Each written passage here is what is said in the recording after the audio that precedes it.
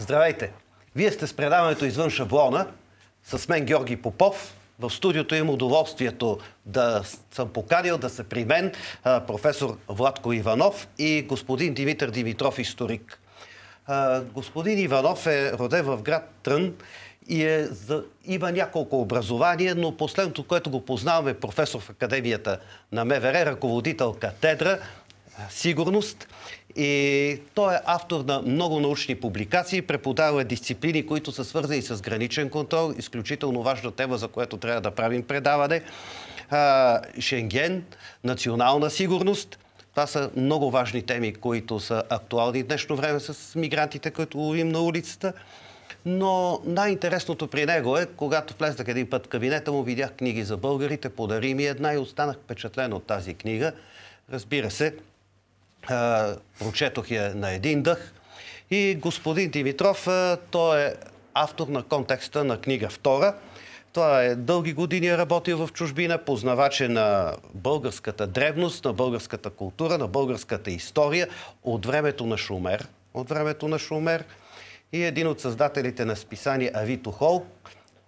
И всъщност ще говорим за историческата древност на българите, че всъщност българите са от преди официално обявената дата на създаване на българската държава или преди датата на Велика България. Здравейте! Добре дошли и представете накратко книгата "Българите". Може да я покажете на камерата тази книга.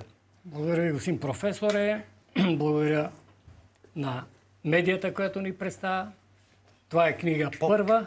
Колко страници е тя, господин професор? Около 400. 400, на книга втора? Около 800. 800.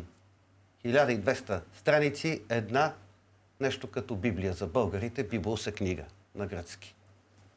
Благодаря. Ами, както вие ме представихте, благодаря ви. Аз не съм професионален историк, но дълги години се занимавам с национална сигурност, служил съм на границата. Винаги ме е вълнувало защо нашия патриарх е запитал, питат ли ме да е из ората? Откъде са българите? Какво правят те тук?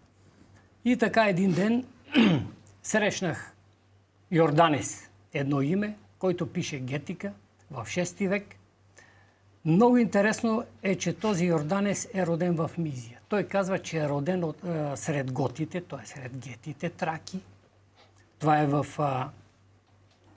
6 век. Книгите са писани, завършени са 551 година. След това Йорданес мистериозно умира и ни оставя една загадка за българите и за целият етнос, който живее тук в Европа. Много интересно е, че той пише Гетика, но успоредно с това пише и романа. Тоест, история на Рим и история на източен Рим. Тогава се усъмних, че всъщност източната Римска империя, така наречена Византия, е империя на траките. А между другото има достатъчно версии, че самия Рим е империя на траките, тъй като Еней създава Рим. Това е доказано.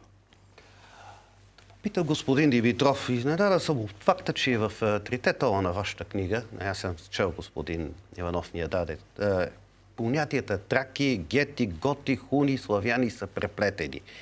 Може ли ясно да се каже, има ли нещо общо между тях и нещо различно? Какво общото и различното между тях? Общото и различното, както ги подредихте тези етнически наименования траки, гети, готи и хуни, тук трябва да разграничим какво е народ и какво е нация, тъй като народ е политическа конструкция и тогава, когато говорим за произхода и за историята на една нация в дълбока древност, не говорим за тази нация като политическа структура народ.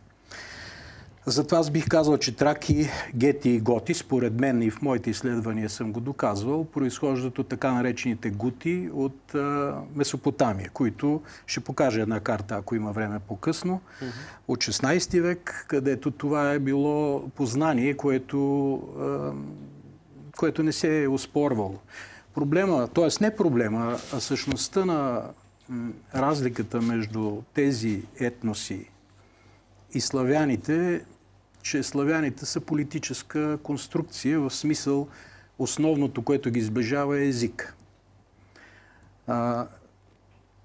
Аз съм се занимавал с генетика. Първият български учен съм, който е участвал в международно генетическо изследване още в средата на 90-те години, когато тая наука не беше така в широко използване. И мога да кажа, че славяните, различните славянски народи, както казваме, ние, нямат една генетика в никакъв случай. Ние с македонците имаме еднаква генетика в математическата грешка, в рамките на математическата грешка. С сърбите имаме ли? С сърбите имаме разлика около 6 до 7%, като 6-7% е много голяма разлика, когато говорим за генетика. А с Северна Гърция, с Северна Гърция, проби, които сме взимали още 90-те години, са от българи или македонци, живеещи в Северна Гърция, които нямат никаква разлика от нас. Като казвам македонци, имам предвид и тези, които живеят в Гърция, и тези, които живеят в Северна Македония. В Лондон беше изследването и пробите, които взехме, бяха от живеещи в Лондон хора с такъв произход. И от Гърция, и от Северна Македония. Нещо повече, самата Сърбия и Русия от една страна, и Украйна от друга страна, и това до голяма степен хвърля някаква светлина и върху това, което пише в книгата, българите и върху съвременните трагични събития. Между сърби, руснаци и украинци също има разлика в генетическо отношение. Така че това показва, че това, което обединява тези народи, които сега наричаме славянски или се наричат славянски, това е на езикова основа. И аз ще напомня, че 2001 година професор Георги Бакалов обяви на 24 май в редовната лекция, той беше заместник ректор тогава пред дипломатическия корпус, той го заяви открито, че не трябва да говорим за етническо понятие славяни, а за езиково понятие славяни. Или културно. Но това са категории, езика и културата, които участват в формирането на политическото единение народ. Аз да попитам професор Иванов за това, кое е новото в тези 3 тома за българите. И има известни от историята, която сме учили хипотези, кои от тях приемате диалектически, кои отхвърляте. Да. Значи привърженик съм на идеята да обединяваме българите, не да ги разделяме.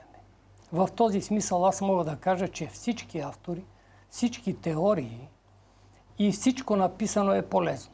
Доколко е полезно, предстои да изясним. Считам, че ако българите прочетат параграф 37 от Гетика, те ще разберат първо кои са българите, кои са скитите, кои са сарматите, кои са аланите, кои са куманите, кои са печенезите и така нататък. Ако прочетем това, което е написал Раковски, ще разберем общото на българите с пелагите. Така че не считам, че съм казал нещо ново в тези книги. Прекалено големи са, за да измисля нова история. Опирам се на всичко, което съм докоснал и което съм прочел до сега. Благодаря на господин Димитров, който ми даде ценни идеи и насоки за творческо търсене. Ако има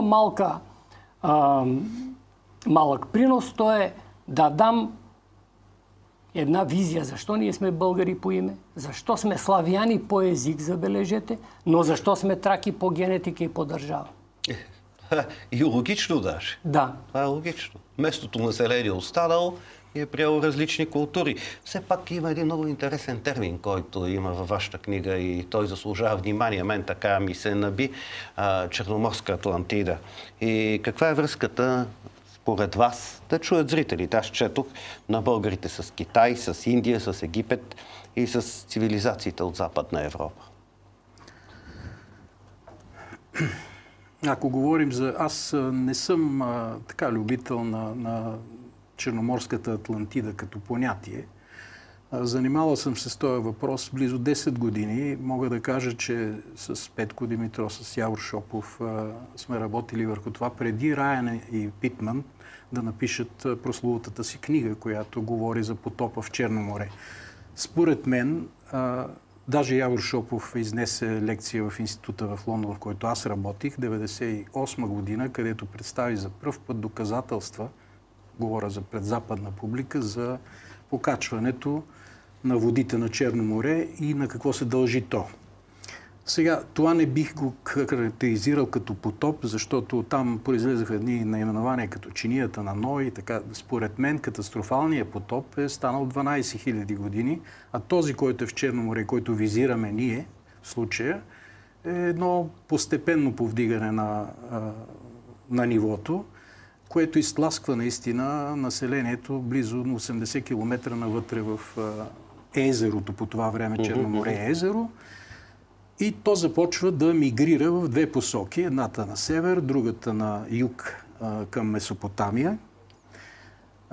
Разбира се, при всяко напускане на една територия, това се повтаря многократно в историята, никой не напуска окончателно. Винаги остават хора на тая територия, която е напусната, за да продължат своето съществуване там. Така че имаме това, което наричаме автохтонно население, което е останало там.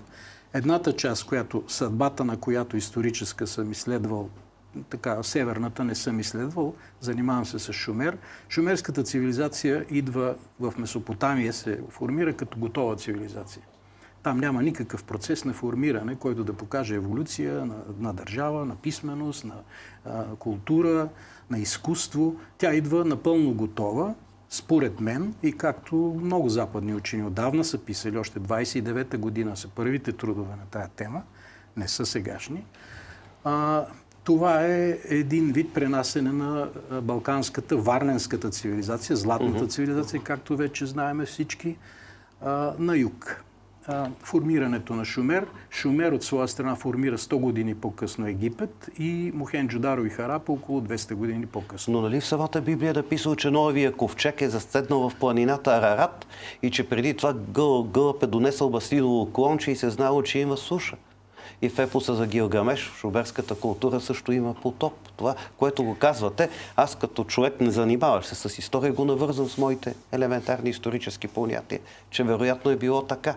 Че ние сме отишли от Черно море и сме занесли потопа при шумерите, после той е влезнал в Библията, този потоп и така нататък. Вероятно е имало и други такива явления, ако се разглежда геофизически планетата, истина преди 12 000 години, циклите за студяване и затопляне. Точно така, напълно сте прав. Аз също съм смятал, че това е връзката, но библейската е последната редакция на епоса на Гилгамеш, където е описан потопа. И доста се различава от оригинала. Но при всички случаи тези хора, които от Балканите създават шумерската цивилизация, носят това като свой епос.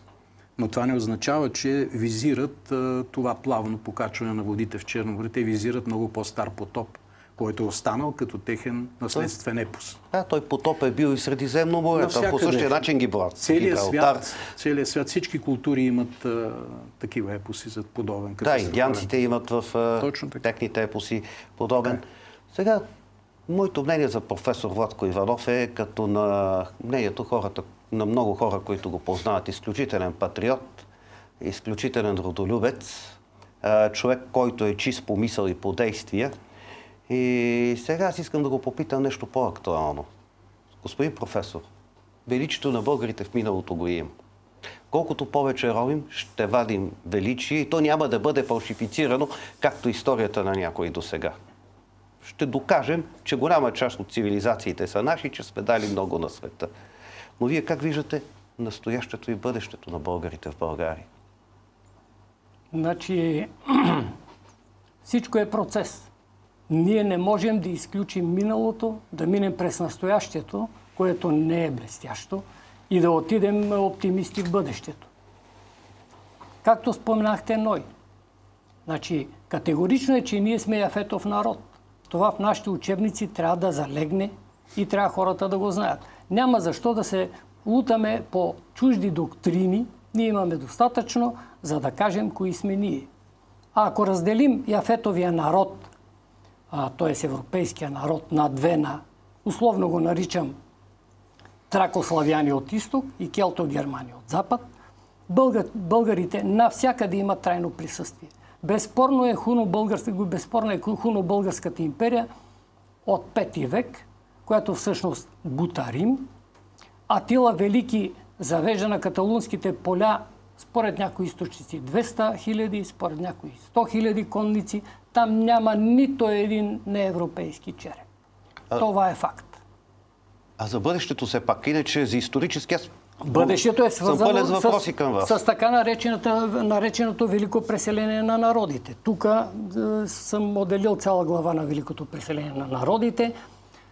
Да кажа, че в миналото така нареченото велико преселение на народите е народно-освободителна борба на изтласканите народи от Римската империя, които си връщат земите.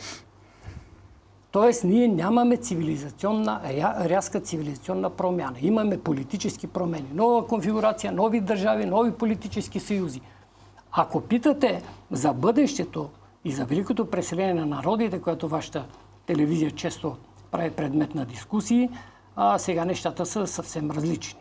Ние сега имаме 3 фронта към Европа. Единият е от към Африка, който трябва да бъде решен от колониалните империи бившите. Другия е източно-средиземноморския маршрут, който е цивилизационен. И третия, който се появи изненадващо, е военно-политически, т.е. конфликта в Украйна. Т.е. ние отново се намираме на желязната завеса, която не е създадена днес. Тя е създадена, когато идват османците. България не е политически субект. Руснаците се въздигат 16, 17, 18 век. Те взимат теорията за славянството като основа на своята доктрина, а Германия и Австро-Унгария взимат като основа на своята доктрина гетите, готите и други западни етноси. И по средата се оказва едно пространство, където България е факт, но той трябва да бъде обоснован. И как да бъде обоснован, без да бъде българския народ собственик на земите си? Той се довежда с една 10 000 орда от някъде си, което ние не можем да я намерим в Гоби. Тоест, когато говорим за тия проблеми в Европа, те трябва да се решат от Европа. На този етап дискусията не е плодотворна. Благодаря. Това е обект на следваща дискусия. Благодаря ви за участието. Последни думи, само последни думи. Благодаря на телевизията. Да кажа само факта, че около 9 век Кирил и Методий възраждат азбуката и словото на народа, за който говорим. То е типично чисто българско, защото не друга българската държава обновява този процес.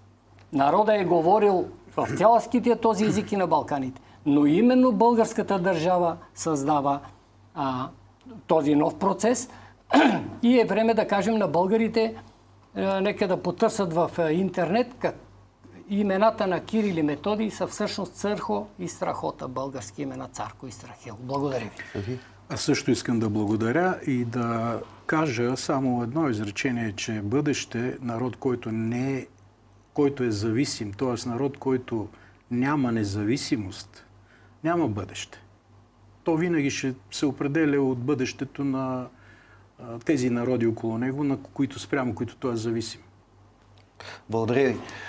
Драги зрители, останете с програмата на телевизия СКАТ. След новините гледайте следващата част на предаването Извън шаблона.